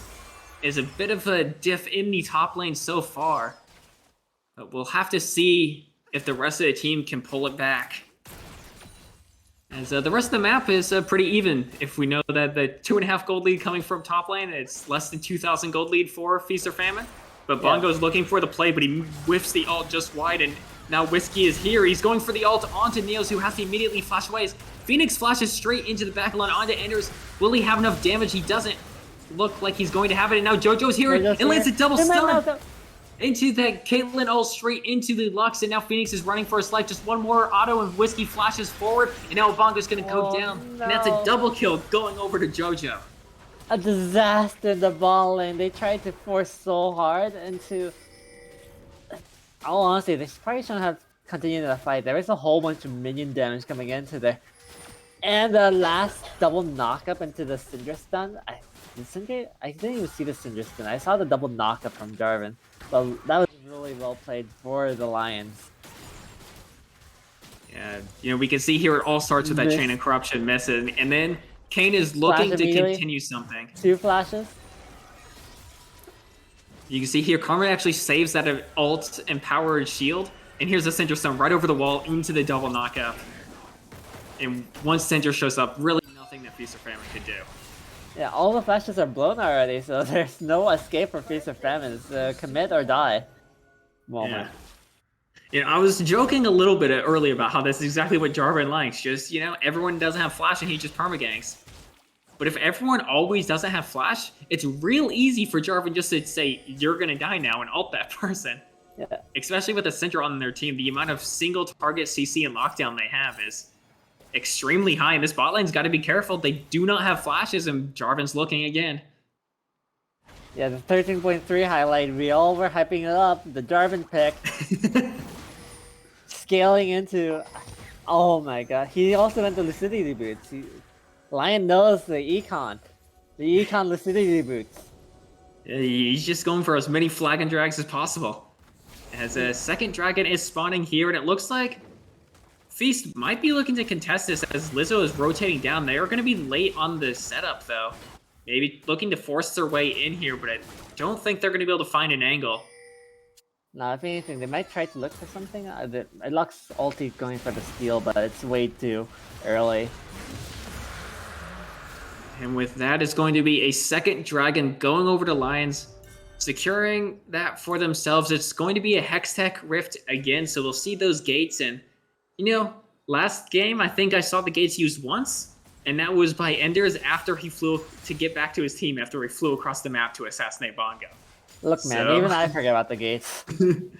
We will see if any creative use of this gate can be used, as Phoenix is looking for another all-in here into bot lane. But once again, the Syndra and Jarvan are already here to match.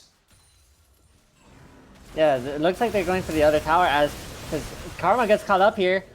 Oh, that was immediately just gets bursted. great timing by Feast or Famine. As soon as Jarvan EQs over that wall, Phoenix goes in after, back to the other side, and they just isolated them. Karma not having flash, unable to dodge, but now Jarvan's just going straight in onto Bongo. Knows he doesn't have flash, but his team is really far away, and he's just going to go down, donating another kill over. Not on the same page with the rest of his team. And you hate to see that. A slight overextension, you know. He's feeling real confident about the Jarvan shield buff, okay? Yeah, those Lucidity boosts they just went to his head, you know? He thought he was stronger.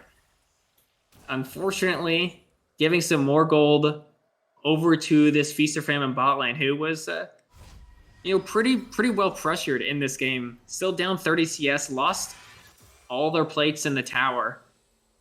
So we'll see where this Caitlyn wants to end up roaming, but you can see there's still, you know, that 1.3k gold lead for Feast or Famine. But that's all on the top side. So if they can find 4v4 skirmishes without Lizzo being there, they should be in a pretty good position. It's going to be on Lizzo to see how well he can use his lead to help stabilize the map for the rest of his team. Alright, so we have the Assassin Kane evolve. He went to Prowler's Claw and is still stacking up his tier, probably going to demand immune after it's fully stacked. How well do you think Assassin Kane will be able to get onto these champions? As a stun we might have to hold that thought as Bongo just gets stunned and executed immediately. There is no time for talking here. Instead, Lizzo is now looking for a fight here. He forces the flash out of JoJo, and now he might just get CC stunned up and has to flash himself away. They need to block that Caitlyn ult coming out. You can see, you know, he might be, you know, ahead, but definitely does not want to take that 4v1 through that CC chain combo. But classic pick comp. Oh, as we get starting another fight, as Deshaun got caught out on his recall here. This is a 3v1 fight, and now Jarvan just keeps him into the cage, and he's gonna go down as well. And the great last 2 minutes here by the Lions, just finding pick after pick, and they've completely evened up the goal. Yeah, it's pick after pick. They're kind of catching Feast or Famine off guard. You can't have this type of I guess, positioning against Lions, considering how aggressive they constantly are. You always need to be keeping your eye out on what Lions has and an eye on the champion. Use your eyes, basically. All right. Well, we will have to see if either team can use their eyes better than the other.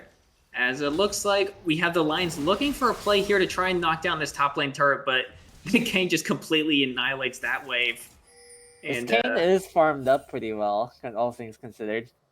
Yeah, he's almost getting to that mana immune. Should be just a little bit more. He already has that Caulfield, so that should be coming in shortly. The Archangel Staff is completed for this Syndra, so once that's stacked, we'll have a nice shield, but now Mixel might be caught out in a 1v1, but Aurelia decides not to take it.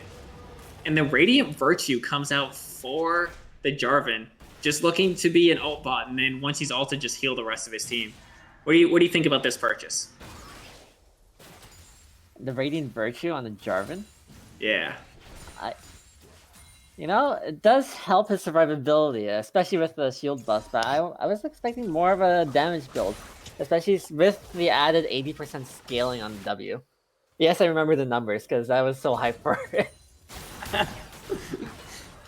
Alright. Well, we'll have to pay close attention to that and, see if anyone lives with 1 HP. We'll have to see. We do have Dragon here coming up in 5 seconds. Both teams looking at it. So far, the Lions have the inside track. And we'll see if Feast or Famine are able to force their way in. But it's going to be a little difficult walking through all this poke. But the Caitlyn traps aren't set up yet. So Lizzo finds his way in and is looking to make enough space for the rest of his team here. Do you think Feast or Famine should look for this fight? Or how do you think? Do you think it's fine for both teams here just to scrap it out as Lizzo takes a bit of damage? It's gonna be up to Feast or Famine to try to do something, because if the game keeps going this way, they're gonna get outscaled. So, it's a lot of execution, and this is getting poked out pretty well by Bongo at the moment. But Bongo's already half mana, and it's gonna be a dance at the moment. I personally think that they have a poke advantage. All right, well, as neither team has started this up, Caitlyn is just moving into mid lane, starting to push that wave, was looking for maybe some turret pressure. But now Lizzo's looking in. He has to force that stopwatch early to avoid getting blown up. But now Sal is looking to go in, but gets immediately rooted up. Still trying to look for Lizzo, and he does find it. Now Kane is in the backline, but he's now all by himself. Oh, Lizzo shut down. He goes straight into it. He gets destroyed by the ult from the Syndra, and now the Caitlyn ace in the hole also lands as well. Now it's just a Sean versus the world as he's in a 1v5, but he cannot find anything. So now Bongo just has to run for his life. And that's just going to be a clean 4 for nothing, going over to Lions and putting themselves on soul point here. Red team's turret has been destroyed. Yeah, they tried to fight a losing fight, basically. They walked into the entirety of all the damage, and Mixol actually was a really great force in the front line. I wasn't expecting that much damage, but with the Eclipse stun, then all the bursts just came out. Yeah, I mean, you just saw how much damage Lizzo took on those initial, poke posturing. He got chunked down to half health real early, and having to burn that stopwatch early because he thought he was getting Syndra ulted. And then the Aatrox was just able to capitalize on it. And now, 3,000 gold lead going over to Lions. They're on soul point. What do you need to do as Feast or Famine to try and get back into this game? Their entire strategy is trying to assassinate some of these carries, but 5 kills in the Syndra, 1 kill, 1 kill, 40 CS lead, and a shutdown on the Caitlyn. Trying to get these objective bounties is going to be the most difficult thing, especially considering the comp. Do Kane's abilities do magic damage? Because he has Sork Shoes. I will be on the research team as as I figure that out. I cannot say I have personally seen Sork Shoes Kane before. Maybe it's a thing. We will have to find out, but I thought all of his abilities were physical damage. So a bit confused there. As looks like the Lions are just content to pick up these waves and maybe wait just for this next dragon, as they know they have a pretty good scaling advantage here. as the Caitlyn now on 2 items has that Infinity Edge completed, and should just be able to basically hit whoever's in front of him and just slowly take them out here. Not feeling too much pressure to force anything, but they are getting a bit of a vision control around this Baron pit. Kane's shadow form does give him bonus magic damage. Is it magic, like his abilities deal magic damage, or is it? I saw all his attacks. So it's like when he's in his Umbral Trespass, he deals 15 to 45% of his damage based on his level. That is bonus magic damage. Interesting. And Lizzo just destroys JoJo in a 1v1, even burning the flash, trading flashes and getting that kill as well. Hey, I looked away and they got a shutdown, so there's one part of the step. There's a strong member of Feast or Famine that is, finding a pick here. Unfortunately for them, there are no real objectives for them to try and force and take here. So they'll just be the gold going over to this Mordecai. So trying to scale up a bit. They do have enough advantage to try and contest vision around the Baron. One of the strongest members of Lions is gone, so I'd assume that they want to look for something, but I guess they want to just try to stay passive, farm up a bit. Just looking to get a little bit more gold, but now it looks like Kane is looking for something onto the Caitlyn, but all the abilities just barely go wide as JoJo TP's back into the fight. Bongo's Varus ultis have not been looking great this game. It's a bit unfortunate for him, but now we might see a fight up in top lane here between Aurelia and Aatrox. As now Mordekaiser is here as well, taking this 2v2, and it's an easy shutdown going over to the Aurelia onto this Aatrox. So one more shutdown claim. There's only one left, as they just have to make sure they get out of here without being collapsed. But Jarvan might be a little bit too far forward, having to flag and drag away. As the Syndra actually just finds the Lux and just destroys them. As now we are still in a 4v4. We'll see if anything else postures here. As Syndra still has ult, did not use that to blow up. As now the Mordekaiser pops his ult onto the Jarvan, who has to just run away. But now Mordekaiser is just stuck way too deep. As soon as he comes out of there, he might just go down as the Syndra ult comes out. No support. And Lizzo should just go down here. Out of this, it's going to be handed over to Ultra, but at the same time, Caitlyn gets shut down by this Kayn-Varus combo, so they do in fact secure that last shutdown and pull this gold lead back to even. Yeah, all 3 shutdowns were claimed. That was like the main... That's literally the main point I had. What the heck? What is this? Those gold leads are something. Like I said last game, neither team wants to win and neither team wants to lose. What was I watching? All right, well, as the game is now completely even, Dragon, though, is spawning in 5 seconds. Caitlyn, it will still be dead by then, and it looks like Feast or Famine should be able to just secure this Dragon, delaying that soul for another 5 minutes. And it's kind of the inverse of what happened last game, where the Feast or Famine was able to get a good pick right before this 4th Dragon, or Lions were able to get the pick right before the 4th Dragon and secure it to stop the stacking. Yeah, you can tell that both carries have like full offensive items.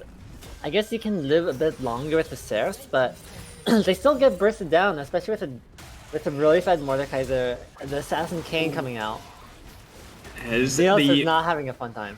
The Aatrox is running for his life. He should go down here, pops the ult just to try and get the movement speed, but it's not going to be enough. Bongo finally lands that Varus ult, and that's top laner taken down. So once again, finding that pick off onto this Aatrox, who is pushing up a bit too far and was punished for it. As I like Feast of Famines has done a lot better job with these lane assignments in the mid game, pushing all the waves at once, not losing CS on side lanes. Whereas Lions have been really slow to respond to these split pushes and have been dropping a lot of CS here. So we will see if they can manage to get their lane assignments set up properly how they want, or if they're just going to try and stay as a 5-ball unit till the next dragon spawns and just try and force it. Yeah, to be honest, it's really hard to say who's stronger because a lot of the gold is on the Syndra, right? If they burst out the Syndra, then there's a lot less of a threat of lions. Well, So- let me introduce you to this magical item called Seraph's Embrace, which makes it Alright, really give me my hard lesson. to burst out someone, especially when your only CC is a Lux Binding or a Varus ultimate, and JoJo has Flash. Yeah, but we So- have seen Lizzo. If the Syndra is alone with Mordekaiser, it's still a decent threat. Yeah, true. If Lizzo is able to find the Flash ultimate onto JoJo, that might be the angle they are looking for to try and shut down this Syndra. But once this Syndra hits death cap, it might be a little scary for even for Lizzo to go into that death realm as well. Sure, Lizzo does only have armor built. And with the Oblivion Orb also completed for the Syndra, trying to, cut some of that healing that's coming out from Feast or Famine. But man, these teams really have slowed down since that last pickoff there that lost them the dragon. They've just decided they're content just to farm, getting a little bit of vision control. And we'll see, now we're down to 2.5 minutes until dragon. Do you think we're going to get any fighting before then, or do you think they're just going to handshake farm until then? I've seen these teams; they love to fight. The gold has even up, and Dragon's gonna be the win con. Lion is looking for. Whiskey could be in a Push bit of man. trouble here. As he flag and drags straight into the cane, he uses the Prowler's Claw and the ult to follow through the Blast Cone, but doesn't have the damage. It's now Lizzo is just going to be able to walk his way out of here, but Enders actually tries to go for the play, has to Oh burn my his God. cleanse, but he almost takes 2 people out in about 3 auto attacks. Yeah, you can already see how strong a 3-item Kaylin is, especially. Oh, with the Kaylin ult! Oh! It was nice knowing you, Niels. You're not having a good game once again. Kane just not quite able to get in front of it, but now the stun lands onto Ishan, who's in a bit of trouble here. The ult is going to come out, and as Ishan is running for his life, doesn't have flash if they can find the angle. He goes back in, just trying to get the damage down. JoJo has to flash away, scared for his life. And it really ends up going down, but it cost them JoJo's flash to get it There's down. already pings onto the Baron. They got 2 picks, and it's already being started. We'll see if Phoenix can actually do something, or if the poke from Varus is going to be enough to actually make him stray away from this. We will see if they're able to keep him out of the pit. It's going to be very hard. JoJo has to find him with a stun, or he's just going to be able to dash in. The dash is now on cooldown for a little bit. They're trying to stall some time, but Lizzo actually Lizzo times it immediately- all perfectly onto JoJo, immuning the stun, and now he's just in there. The Jarvan ends up securing the Baron, but Lizzo is right in the middle of it, has to use that Zhonya's just to buy some time, but Kane goes down, and so will Lizzo follow. And that's going to be Baron secured, and a 2-for-1 trade going over in Lion's favor. Yeah, although this is another shutdown for Lizzo, it's a lot of the gold from Feast or Famine is onto the Mordekaiser, which can easily get kited out, especially against the comp that he is against. It's gonna be an uphill battle for the Mordekaiser to actually make an effect. Yeah. A hero play has to come out from these remaining Feast or Famine members because Dragon is up in 10 seconds. Phoenix and Lizzo will not spawn in time to contest this. We'll have to see if Bongo, Niels Fleur, and Ashan can do enough to stall time and force them off this dragon, or if this is going to be a free soul handed over off the back of that Baron Dragon's dying play. so fast, it's a free soul. It is There's no way they're they're not gonna going to be in time. The Lux ult comes through, but it's a little bit too early, and Jarvan secures that as Hextech Soul goes over in favor of the Lions. And we'll see now with Baron buff and the Hextech Solo if they're going to be able to close out on this push or deal lethal damage to the Feast of Famine's base. Yeah, this Kaylin is almost 50 CS above the Varus at this point, and the Varus is struggling for items. There's only so much a poke Varus can do in this situation. Yeah, like you said, he did go this poke build, trying to get a bit of harass down, but with how eager Jarvan has been just to engage, they haven't been he hasn't really been given time to land any sort of poke before fights. We'll see if Lions can actually set up. So far, they're once again taking these staggered recalls after Baron has been secured with the Soul, and they're not really going to get anything from this Baron besides the golden XP they got for killing it, by the looks of things. Yeah, they are trying to push up, but At the moment, I sort of want to criticize this Varus build. I personally would have gone the AP Varus build, in my opinion. Okay, and why's that? It's a lot more guaranteed damage against the Kalen. Or every time he ultis, because it's already gonna be such a low cooldown. He's already going to poke build, and considering the utility that they have, it's just a decent bit more damage, especially with his empowered. Is it called Piercing Arrow? Yes. Yes. Okay. Alright, well, we will have to see as a good Lux ult comes down, pokes out JoJo quite a bit. See if they can keep landing some poke to try and delay the sieges. The Lions have finally made it up to a turret, but look at this poke coming out between that Lux and Varus. They've taken down both carries to less than half HP, and they're just going to have to back away. And that's a Baron buff that didn't get them too much map pressure. It just got them the gold, basically. And Flag and drag. The popcorn. they'll have to be a bit careful here on their way out, but okay. That's a lot of damage coming out from that Piltover Peacemaker plus that Hextech Soul. And looks like everyone's going to recall safely here. But you would really like to see more come out of that Baron from the Lions. Yeah, it really only gave them soul. And what's going on with the gold? Do you see what's happening? Okay, I just saw Feast of Famine lose 10,000 gold and go back up to 55k. I can't say I saw that, but that would definitely be in line with What's happening with the gold graph? Yeah. Yezi Jojo is alone though. All right, Kane is looking for it. He lands the little bit of slow and poke here. JoJo's just going to start TPing out. There's no CC left because they didn't have vision, and he's going to escape his way out.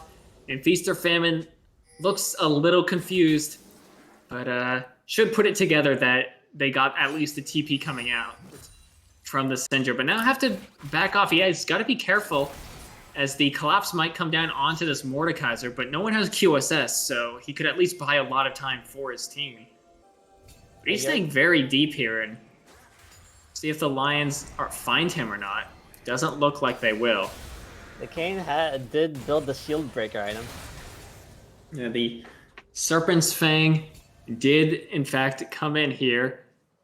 So we'll see if they can find that poke that they found last time the Lions tried to siege here. There's now Bloodthirster on Caitlyn, so she can at least sustain a bit better than she could previously. But the Syndra still has no way to heal up if he gets knocked down by this poke. The Lux ult goes a bit wide, but the piercing arrow does land on Karma, dealing a fair bit amount of damage.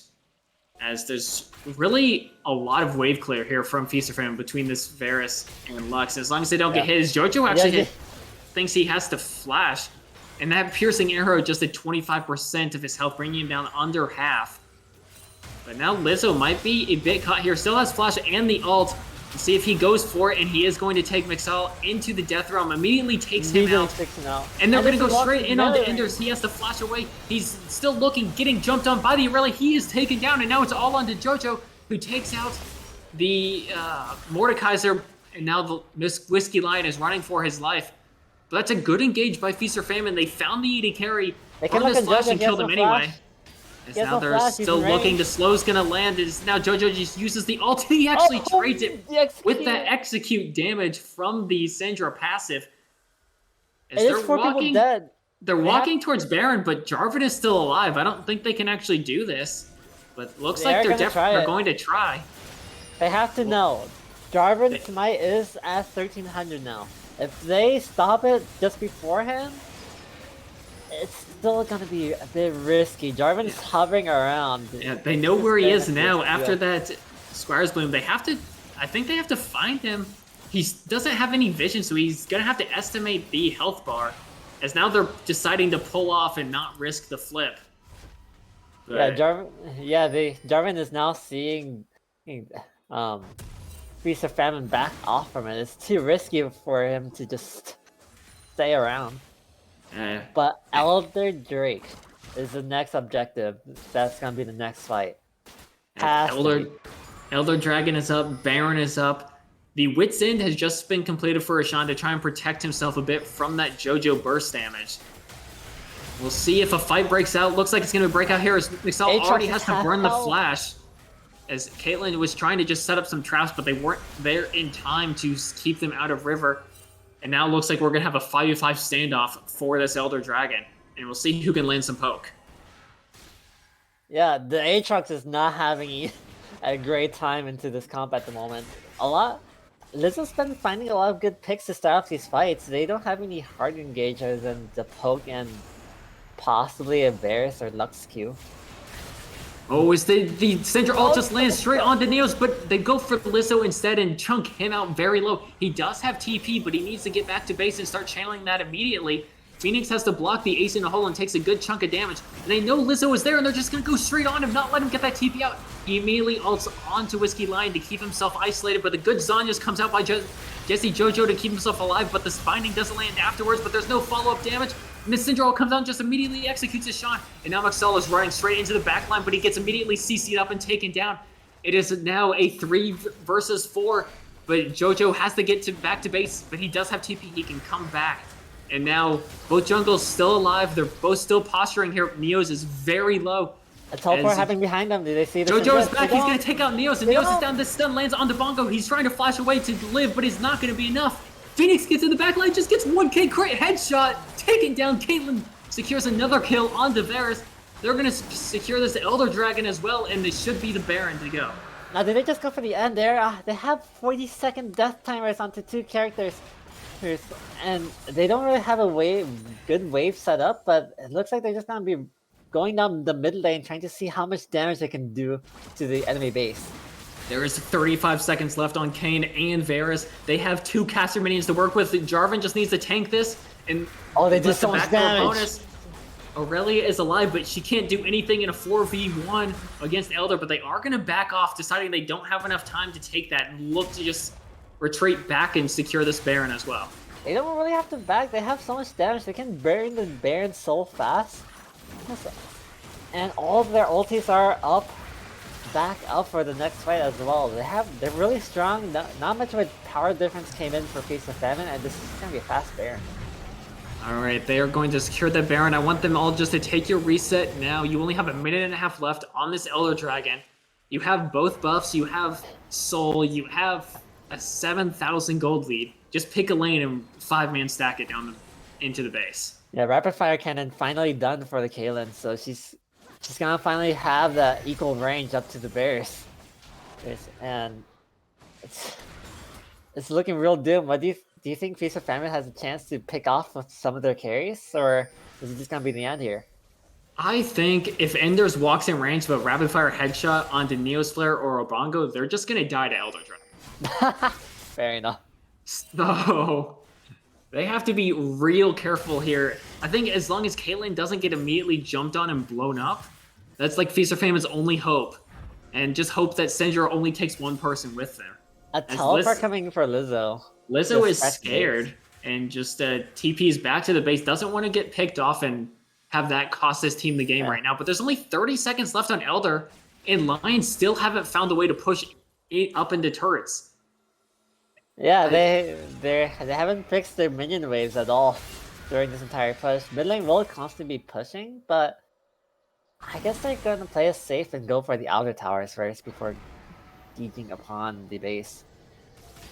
Yeah, I mean, this is just, I think it's just kind of not quite all figuring out how they need to close out this game. There's been multiple times now that they've had these big buffs and weren't able to really utilize them properly here. So now they're finally going to get up to the base, but Elder is gone. They still have a minute left on Baron, but that's going to be the cleanse used onto the Caitlyn now. So she just has that flash left.